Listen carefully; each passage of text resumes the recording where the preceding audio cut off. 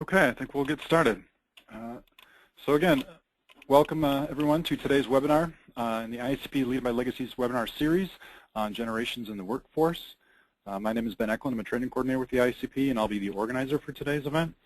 This webinar is also made possible by funding from the Bureau of Justice Assistance, Department of Justice. Our panelist for today is Chief Joe Vitek from the Watertown, South Dakota Police Department. Chief Vitek has over 30 years of law enforcement experience, with over 7 of those as the Chief of Police. And just a few things about the learning objectives for today. After viewing this webinar, we do hope that you'll be able to identify the multi-generations in your agency, learn a little bit about some of the differences, values, and perspectives of those generations. You'll be able to move from judging to understanding some of those generational differences. You'll be able to learn to appreciate and leverage some of the differences there. And also, we hope that you'll be able to gain ideas on how to work with the differences that have previously puzzled you. And just a few words of caution. Please don't stereotype on the generalizations today that we'll be discussing for the generations. Persons certainly of each generation have their own unique traits and characteristics. You do also need to consider some of the cultural and regional differences among agencies and individuals. And finally, there's really no absolutes that we're talking about today. We're really going to be discussing theoretical perspectives on generations. So again, just take all that with kind of a grain of salt. And with that, I'm going to pass it over to panelist Chief Vitek. Thanks, Ben. Appreciate that. First of all, what I'd like to share with everybody is that there are essentially 6 living generations in America today. 2 of which that we will not talk about because we're focusing on the workplace, but just so that you're aware, the very first, prior to the silent generation that's on the screen, is a group of folks that were, for the most part, known as the GI generation, born sometime between 1901 and 1927. Those folks are probably about 85 years of age and older. And then the other generation that we won't be talking about are some younger folks that are known as Bloomlets or the Z generation. And of course, they're 8 to 12 and or 0 to 7 years old. There's 2 cohorts in that generation.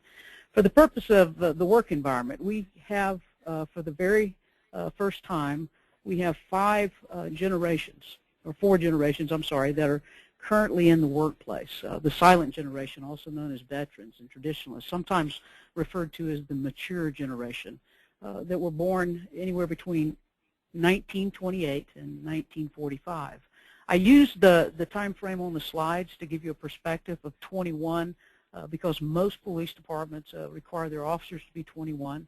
A lot of the websites that you'll find nowadays, especially with the elections going on, refer to 18 years of age. And so a lot of the information that I'm sharing with you today is very current, some of it coming from those election sites that are really checking out folks as far as where their voters are going to be.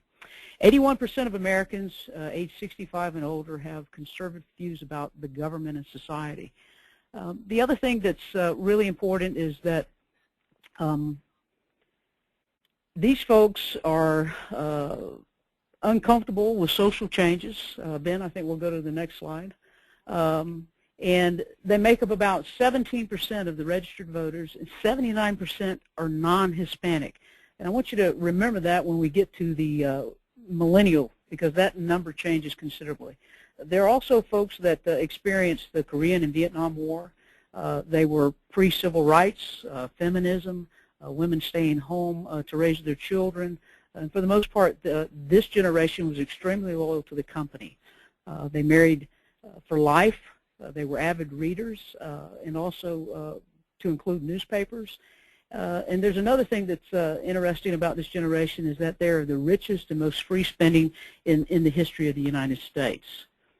The next generation that I want you to be able to identify is the baby boomers. And I'm kind of partial to these folks because I am one of them. They're also known as boomers, born between 1946 and 1964. There's actually 2 subsets among the boomers. The first of those being in the 60s and the 70s, basically having a save the world kind of mentality. The second cohort, also known as yuppies, for the 70s and the 80s, known as being party-hardy, career climbers. They turned 21 years of age between 1967 and 1985. The current age group, of course, is between 47 and 65. They're one of the largest generations, with 77 million being baby boomers. The other thing that's really significant about the baby boomers is that as of January 2011, the very first set of baby boomers are tapping into the Social Security system. So you'll hear a lot about that, especially as the election finds its way and that topic becomes a very hot topic. Baby boomers are frustrated with government. They're worried about finances, one of the reasons being because of all the talk of the Social Security system not being able to withstand them coming into play. And many plan to delay retirement and believe life, the quality of life in the U.S. has declined since the 1960s. They represent 37% of all registered voters.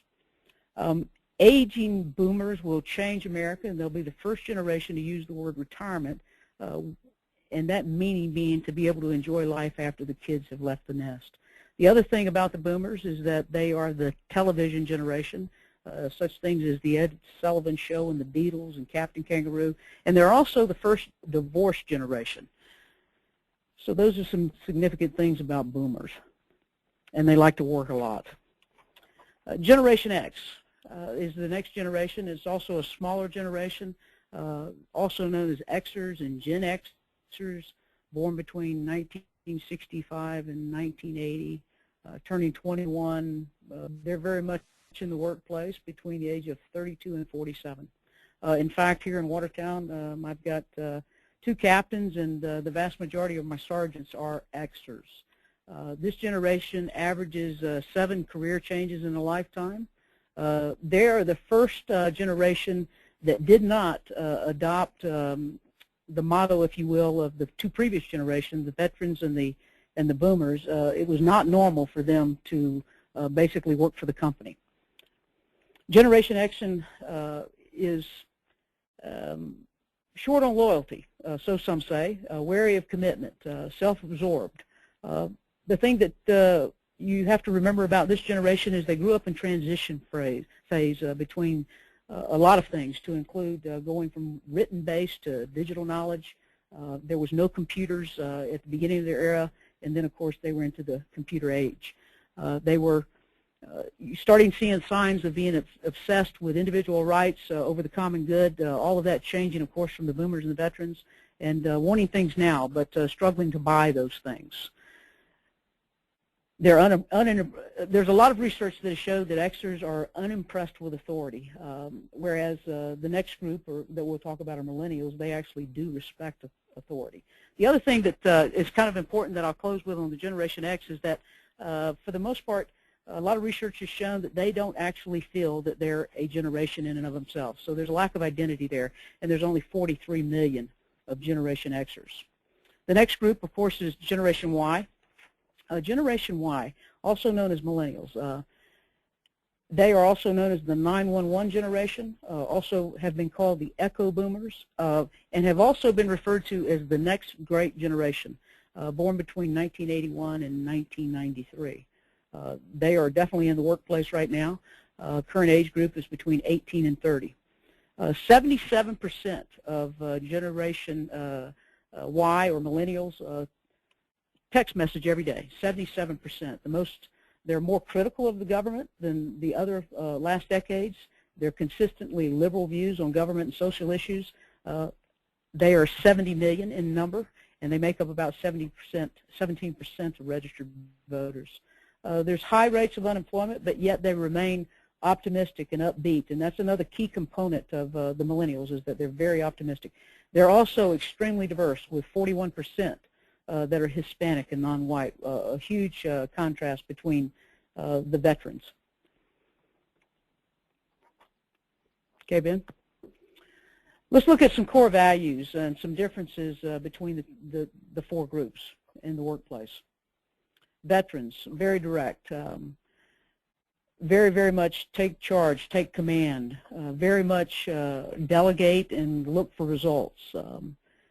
very, very wary of technology. One of the things that Ben and I were talking about a week ago is an opportunity here for some of our millennials to do some reverse mentoring, if you will. You have these millennials that are coming in, text messaging 77% of them every day.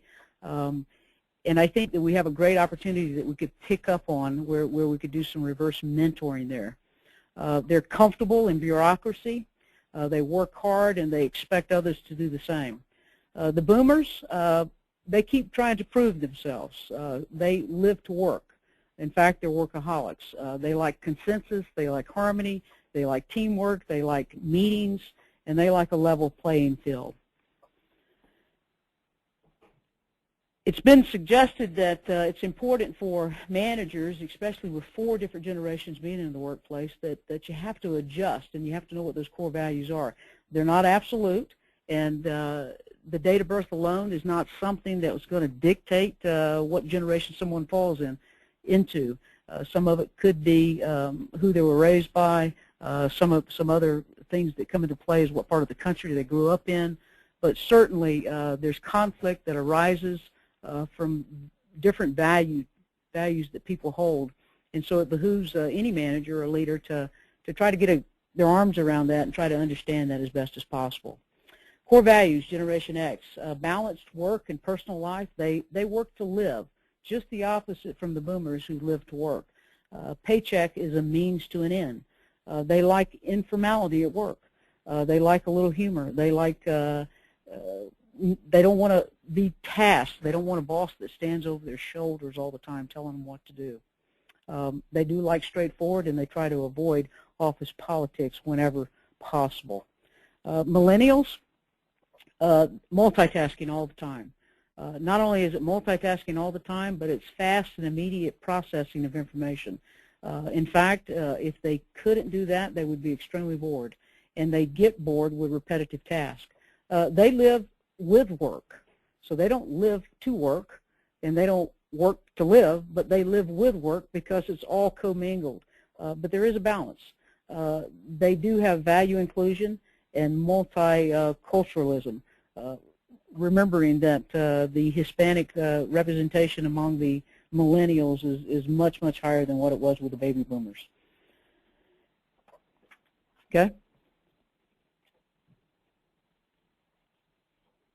Some characteristics about the boomers. For instance, in Watertown, we have 76 employees and volunteers, 4 generations being represented. I have 5 veterans, 14 boomers, about 27 Xers, about 29 millennials. They're all different. They all have different characteristics. Although not all things are absolute, a lot are. So that's something to keep in mind. About money, the parents were frugal of baby boomers. Spend now, pay later. Most have plastic. About their work ethic, again, they lived to work. You are what you do. Work ethic and work ethic's long hours, anywhere from 50 to 60 hours is not unusual for a baby boomer to put in. And where the conflict comes into play oftentimes is when you have a boomer that is obviously managing a Generation X person is 8 in the gate. Generation X, I want to look at some of those characteristics in just a minute. We'll bounce back and forth. Ben, if I can go back to the boomers, I'm sorry, I probably threw you off there. Thank you, sir. They're raised to respect authority. Boomers do question authority, but they're raised to respect it. There was also a trend there not to trust anyone over the age of 30. Also with boomers, they are soul searchers. Self-gratification is extremely important. Not good at commitment.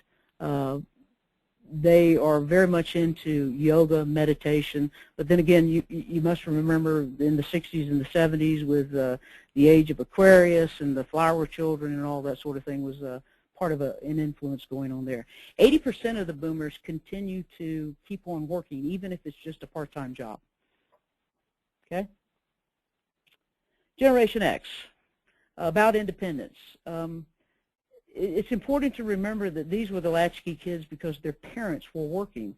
Their parents were the workaholic baby boomers, and so therefore, from a very early age, they learned to be independent. And of course, they had to become self-reliant, and that all transcends and bleeds over into the workplace. Again, they don't need a boss that's standing over the shoulder telling them everything to do. Work ethic, work to live. The saying, 8 and the gate, meaning that basically I'm out of here and I need to go and spend some time with my family. So there's definitely a balance there.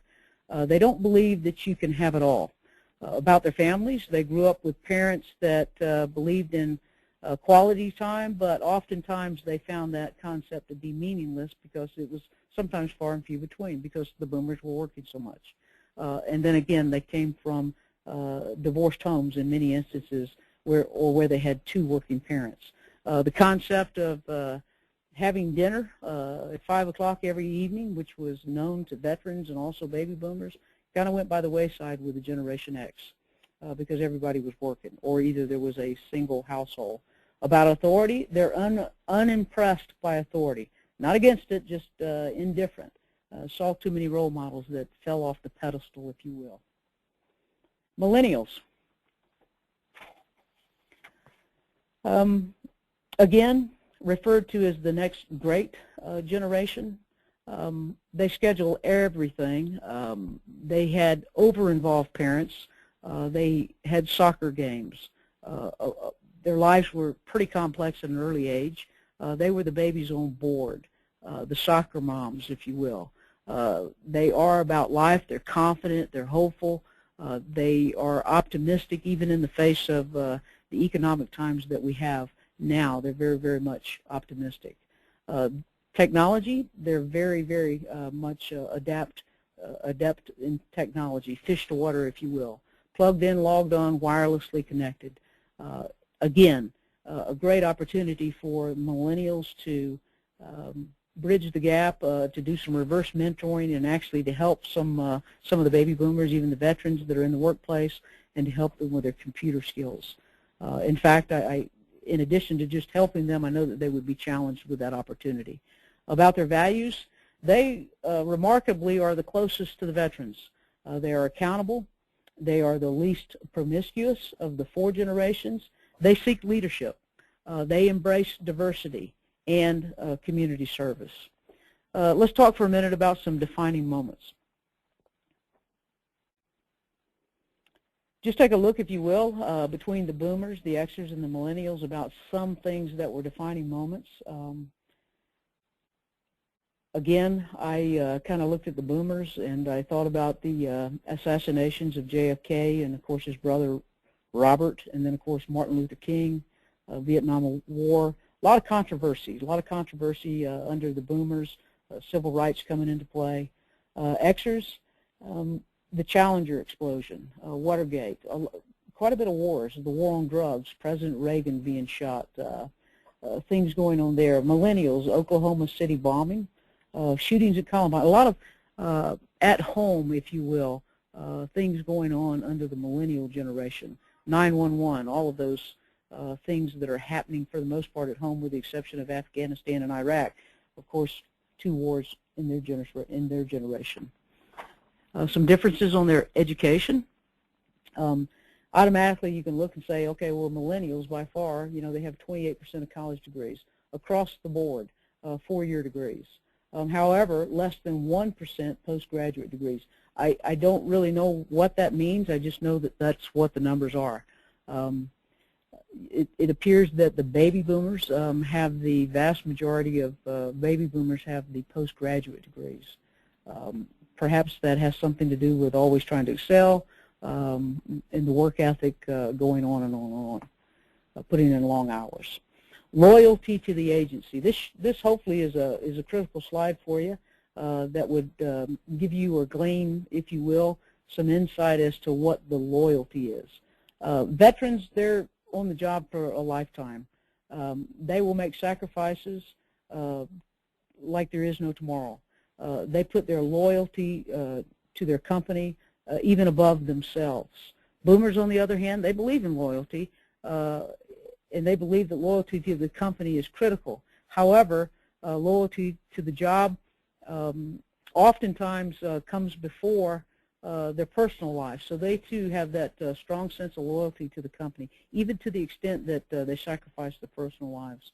Generation Xers, on the other hand, they'll only stay as long as they're learning something, and they're about self-preservation for the most part. They don't hold on. If you don't hold on to several jobs early in your career, you're not competitive. Loyalty to self comes first. So that's a direct difference from the boomers and the veterans. Millennials, like most Gen Xers on issues, but there are also some differences. They believe that they must constantly improve and expand their skills to advance their careers. And they see themselves as short-term workers. They are the most connected generation in history and will network right out of the current workplace if their needs are not met. One of the things that I faced as a chief is, of course, limitations on what kind of money that you can give someone.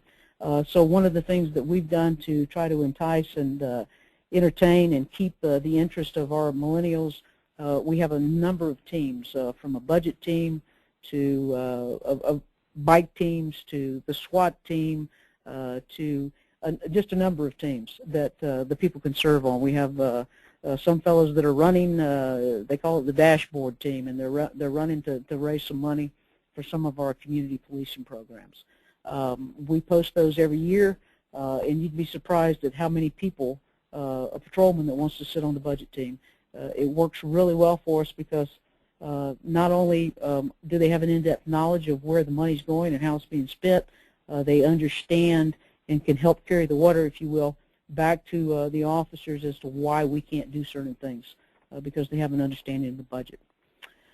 Chain of command. Again, just a nice snapshot difference, if you will. Veterans, obviously, very much comfortable with the chain of command. They respect authority. They like the clear lines and distinctions between bosses and subordinates. As we move forward, you'll see that clear line becomes extremely faded, and it doesn't exist at all in some cases. Baby boomers, they have a love-hate relationship with hierarchy. On one hand, they believe that you have to pay your dues. On the other hand, they believe that it's okay to question authority. Generation X is when we start seeing indifference to the chain of command, hierarchy being a meaningless concept to them. Millennials, they're interesting. Unimpressed by rank, age, or tenure. However, if you show a millennial knowledge and expertise, they will show you respect. I found that time and time again. And so just because you have rank, don't expect a millennial to respect you in and of itself. It's something that you somewhat have to earn to some degree. And but once you've earned it and you maintain it, then you're good to go. They'll listen to what you say, and then they'll watch what you do. And if the two don't match, then you'll have a problem with a millennial following you. The law enforcement profession will not suffer with millennials. Early on, it was said that there was going to be a lot of problems, but I don't believe that to be the case.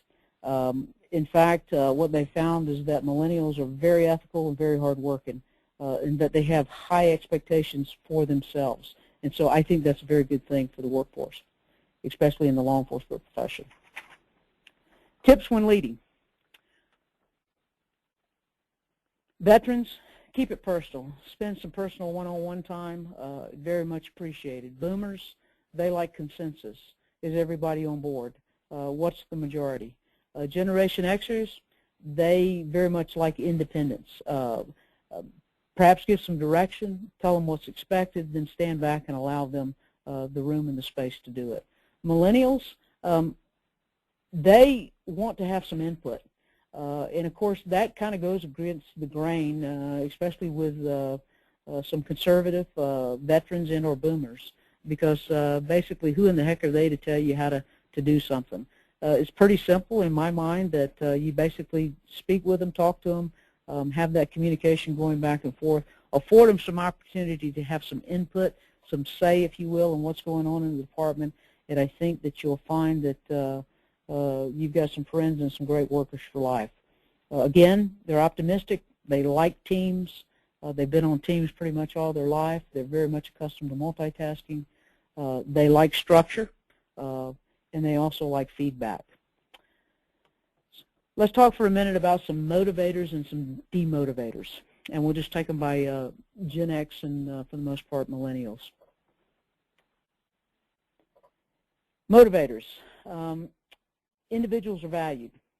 They do not like to be managed as part of a group. They're individualistic. They do enjoy personal relationships. They do enjoy some freedom, if you will, to manage their own time and their work. I've actually had some conflicts myself with some of my own people, being the old boomer that I am, thinking that everybody should work 50 and 60, so I've had to check myself on that quite often. And yet I've got, as I said, some Xers who very much like the balance between work and family, and that's okay. And so I think there's some give and take on both sides of the fence there to make those relationships work and be as valuable as they can be. Feedback and recognition. They like to meet the boss. They like to be informed. They like to be included. They like to be recognized. But they do enjoy a casual work environment. So think about that on your dress codes. You certainly want to be professional, but casual not only meaning dress, but also meaning structure, also meaning chain of command, and they do expect leaders to walk the talk. Some demotivators for Gen X. Preaching that it's our mission and expecting them to charge behind you. You may find yourself charging alone, looking behind you and finding no one there. So you really need to include them in that process to ensure that everybody's on board, if you will. Long hours is a real turnoff. Dead-end jobs are a real turnoff. Boomers who like consensus and meetings and meetings and meetings is a turnoff for Gen Xers. They don't like a whole lot of talk. They don't like repetitive talk, and they certainly don't like a boss that's looking over the shoulder. They want some independence. Things that motivate Millennial. They want leadership. They're searching for leadership. They want structure. They want guidance. They want feedback. And yet at the same time, they don't really recognize the chain of command as we know it, meaning boomers and veterans. They enjoy coworkers. They look at their coworkers as their friends. They want some respect, even though they're young. They want an opportunity to teach you some things, and again, opportunities for reverse mentoring, especially with technology. They do like teamwork, very much into multitasking. The more you give them, I think the more that they perform. Their employee-centered workplace is important to them. They want to enjoy the workplace. They're loyal, but they want to keep their options open, and they want to look up to you. As I said, there's about 75,000 of these millennial, and they are, I'm sorry, 75 million of these millennial, and they're preparing to join, or either they're going to join another workforce pretty soon. So they're still coming into the workforce. It's going to have a huge impact, but I think it's a promising impact. Some demotivators for millennials. Don't tell a millennial that they have to pay their dues. That will turn them off in a hurry. Don't tell them that they lack leadership, or don't ignore them, or don't fail to show them some respect, even though in our generation you had to earn your keep, so to speak. Lack of structure in the workplace is also a demotivator for a millennial. So if you have a leadership style of being a laissez-faire, for instance, with a millennial, that may not fly so good because they actually want that structure, they want some guidance and direction, and they also want some feedback. Warning to Gen X managers who are managing or will begin to manage millennials. There are some similarities, but there are also some huge differences between Gen X and Gen Y or millennials. And in some instances, the research has shown that they do not mix very well, and that the relationship can be strained. That's another topic in and of itself, but since the millennials will outnumber the Gen Xers, just something to keep in the back of your mind. Why employees stay? Employees stay for a number of reasons. And now these are generic, not specific to any one generation, but they want an exciting workplace and they want a challenge. They want an opportunity to grow. I don't think any of us hire anybody for the purpose of disciplining someone or thinking that the career is going to end. I think we hire them all because we want them to stay. A lot of times what I hear is that folks want fair play. Something that you may want to consider, if not already doing it now, something that you may want to consider, say, in the next couple of years, especially with your millennials coming, 360 evaluation process, meaning that they have an opportunity to grade their supervisors as well, once again giving them some say. And I know that would probably raise the hair on the back of the neck of some veterans and baby boomers, but something that the research is saying that should be given consideration to. If management is supportive and the bosses are good to the people, most of the time you're going to have a positive workplace and you're going to retain your employees better. Employees like to be recognized, albeit that recognition comes in different shapes, forms, and fashions, but they want to be valued and they want to be respected. There needs to be some benefits. There needs to be some meaningfulness to their work, making a difference, if you will. And I think the vast majority of people that get into the law enforcement profession are wanting to make a difference anyway. Pride in the organization, its mission, and a great work environment and culture.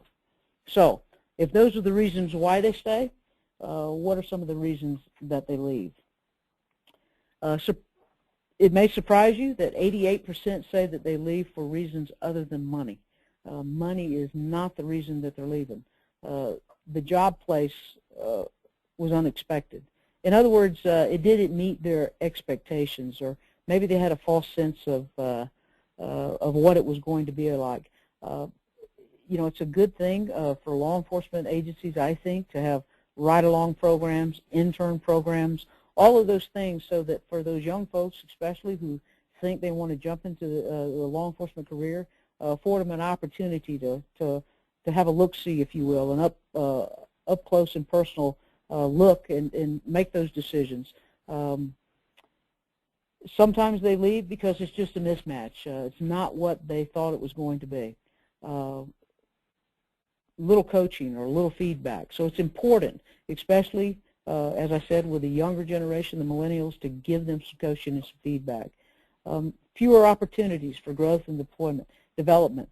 Again, you may not be able to give them money, but you could certainly provide them with a variety of teams and things that they can do that makes them challenged, multitask, if you will.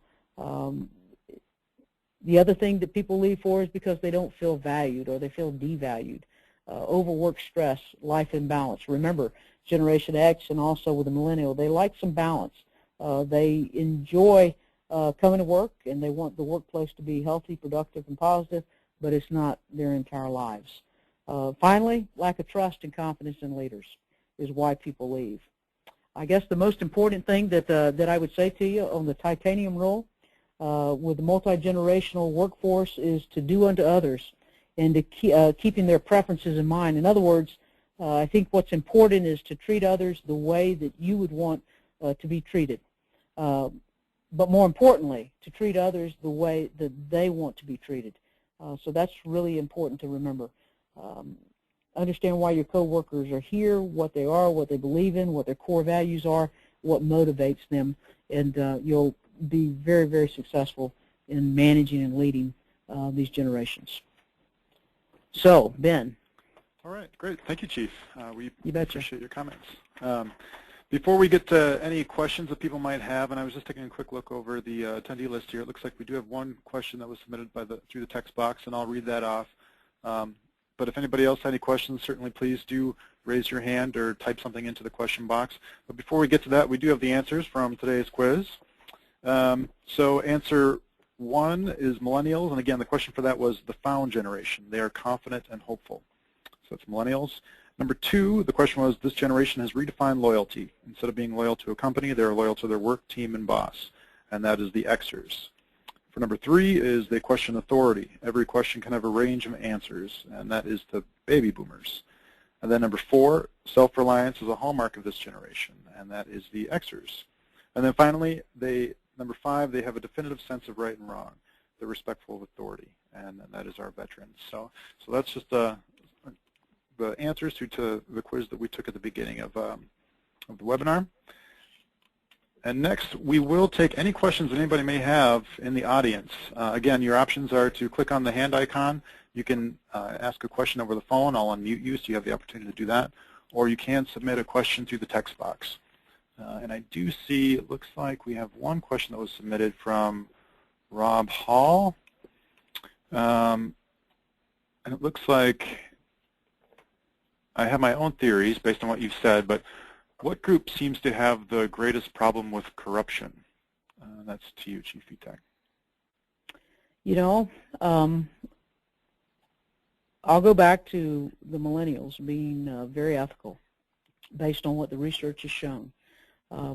I can only speak to my group here. I find my young officers to be extremely ethical. You know, and I'm going to go off just experience. I think that probably the older generations probably lack of training, probably less background checks in place, probably a lot of things that don't exist today probably were in play back in that era. And so therefore it lends itself to more issues. Certainly with the 60s and the 70s, we had issues in excessive use of force, 5 national studies that went on, especially in the 60s during the civil rights era, where we were autonomous and we didn't have any oversight on the police. So I think all of those things collectively, probably the older generations were, I hate to say less ethical because I'm part of that, but that has thus far been my experience. Okay, thank you, Chief. It actually looks like we have somewhat of a follow-up question from Rob Hall. He asks, where do you see the future of law enforcement going when the Xers are in control? Or what are the key differences? You know, I think there's going to be some. I think there's going to be some changes, but already, I think because basically because the Generation Xers are a smaller group, just in numbers alone. I think that they're going to really have to make some changes, especially with the millennial coming behind. I'm already seeing here in Watertown Xers that are supervising millennials, and I do see some conflict. I guess my hope would be is that every police department, you know, nationwide would recognize the differences in the generations, and that we would make concerted efforts to recognize the differences and to basically make a concerted effort to fix those things, because there are some differences. With the Xers, as I told you, there's more independence, there's more aid in the gate, and those sort of things. So they're going to have to make a concerted effort to step up. They're also going to have to make a concerted effort to understand the millennial group that's coming behind them. They're very talented, extremely talented. Not to say that the Xers aren't, but I find the millennial to be. I'm encouraged, and I'm very, very much looking forward to see what they bring. I was just talking to a young man last week who's a new officer. He's still in the training program. But what I'm saying to myself and what I'm seeing is they're 10 times smarter than what I was when I was their age and where I was at in my career. So I just think there's great things to come with the millennials. So I'm not to take anything away from the Xers, but I'm really hopeful. Okay. Looks like we have one more question here. This is from Tony Garver. She asks, do you see retirement going to 15 years rather than 20 years? Actually, I'm not quite sure if that applies, but 15 years to 20 years, meaning shorter? Yeah, rather than 20. Yeah, it's shorter, I guess. You know, I tell you, I don't. I see it going just the opposite. I see it getting longer, only because of the economic situation that the country's in, and of course you know, all the controversy right now with Social Security. So I want to say that. I don't know all the particulars, but I believe in Florida. I spent time in Georgia, Florida, and some of what I've been seeing on Facebook has given me indication that they're going to be longer, just the opposite. Okay, great, thank you, Chief. And you know, another aspect of that, if you stop and think about the Xers and the millennial, the fact that they have some balance in their life, you know, and folks that are living longer, I do see the careers going longer. Okay. Looks like we have one more question submitted from Donald Poor. Can you explain why you feel it is our responsibility to be so flexible with these younger generations than to simply have them do the things the way we want it done? I do. Yep. That's a great question. I think that we have a responsibility to be flexible. It is what it is. The likelihood of, if we want to keep them, if we want to retain them, and they are the future, I think that that we need to look, and we need to recognize that nothing stays the same. I can remember back in my day that if my sergeant told me, you know, go outside, stand on one foot, and hop for an hour, that's exactly what I would do. You know, I always say that there's right, wrong, and the way it is. The way it is that we've got different folks with different expectations coming in, and that I think that as leaders and managers of this organization and the police force in general, that the onus is on us, if you will, as leaders to recognize those differences and to work with them as best as we can. These are the millennial kids coming up, if you will. These are the ones that mom took them everywhere or dad took them everywhere. They had soccer games. They want that interaction. I'm perfectly good with a young person coming in. In fact, I welcome them because it affords me an opportunity to give them some things that they may never experience in their career because of some of the times that we came through. So I think it's on us to do that. I think it's our responsibility as a leader. Great, thank you, Chief. I don't see any other questions submitted at this time, so I think we'll actually go to our closing. That does actually conclude our presentation today. I do want to thank our panelist, Chief Joe Vitek. Should you have any follow-up questions for her or the Leading by Legacy staff at the ICP, you can contact them using the information on this last slide. Also, please take the time to complete the survey that should pop up as soon as you exit this webinar. That does provide us valuable feedback. By clicking on the link, you can provide feedback to us so that we can make continual improvements to our webinars in the future. Or if you have a suggested topic, please do include that information as well. That concludes our webinar again. Thank you, everyone, and stay safe out there.